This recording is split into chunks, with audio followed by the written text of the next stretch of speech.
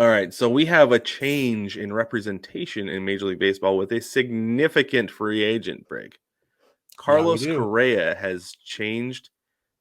He is now represented by Scott Boras. I'll be honest with you. Well, first, Brig, I want your opinion on this. Do you think this is a good thing for Correa? Well, obviously, a good thing for Correa because he's going to get a lot of money.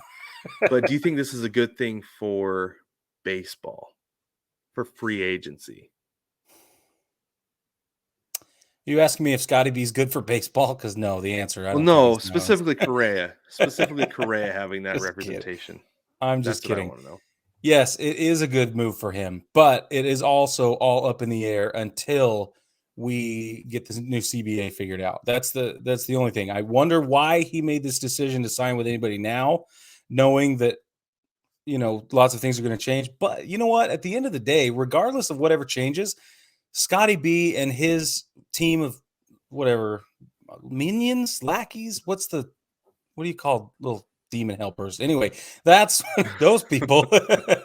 Just kidding.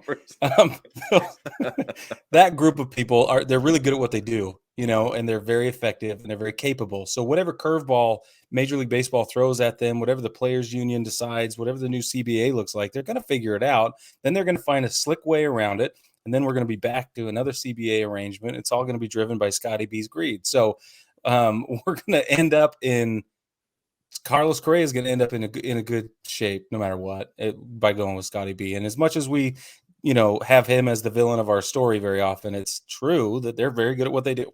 They are very good. I mean, he wouldn't have so many of the top players in the league as his players if he wasn't good at what he did. And same thing with his team. So that's absolutely true. The problem that we're going to have here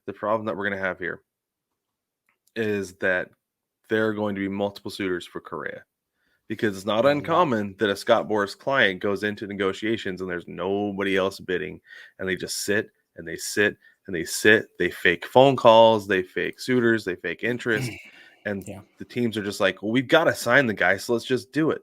The problem is that there are going to be several teams involved with the Correa negotiations, and he is going to get a boatload of money. And some team is going to mortgage their entire future for, don't get me wrong, probably top 3 shortstop in the league right now. Yeah. Who's 27 years old. But he's going to probably get a 13, 14-year deal, and somebody on the back end of that is just going to be messed up because of it. Eating it. Yeah, that's exactly right. And it's probably going to be the Yankees, Brig. I know. Honestly, because they're going to go and they're going to back the Brinks truck up, and they're going to want to give them the whole thing. So it'll be like Heat.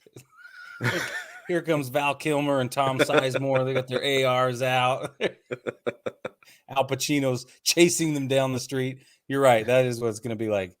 You know what's funny? I just looked this up because I wanted to know, with as much as we, what's the word? Poke fun at Scotty B, and he has great people on his list. So I wanted to know, do we feel about Scotty B's client list the way we feel about Scotty B?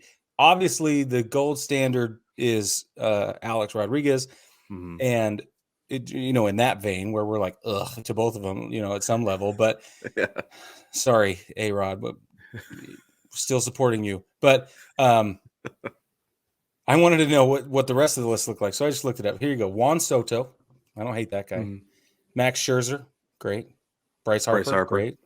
Yeah, Xander Bogaerts, Corey Seager, Chris Bryant, Garrett Cole, Colby Bellinger, JD Martinez, Julio Urias, Carlos Rodon, Jose Altuve. There we go. There's one. Took to 12. It's pretty cool. Cole? Yeah, but hey, yes. Just saying. No, not the most popular guy. Agreed. But he's got Rhys Hoskins on here too. I don't know. I just didn't know that. Jackie Bradley Jr. Didn't know that. Dallas Keuchel, didn't know that. I didn't know Dallas Keuchel. That's interesting. But James no, Paxton. I mean, this is the thing, is that there's a reason guys signed with him. It's because he's going to get them paid. He's going to take care of them. Yeah. And like, granted, he gets them paid because then he gets paid. He doesn't really care that much about them. We've seen that in the past, and I've heard that from multiple sources. such that I have, and by that I mean like listening to podcasts and reading things, right? Sure, But sure. but no, like he really doesn't care about them. All he cares about getting them paid so that he gets paid, and that's the bottom line. But he's good at it. He does it well, and there's a reason they signed with him. It's So, business.